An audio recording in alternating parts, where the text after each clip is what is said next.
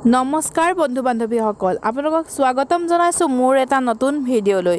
বন্ধু বান্ধৱীসকল, ৰেঙনি চেনেলৰ এখন জনপ্ৰিয় ধাৰাবাহিক নেদেখা ফাগুন, এই ধাৰাবাহিকখনত অভিনয় কৰা জনপ্ৰিয় অভিনেত্ৰী অংকুশ্মিতা গগৈ যোৱাকালি হৈ গ'ল বিয়া।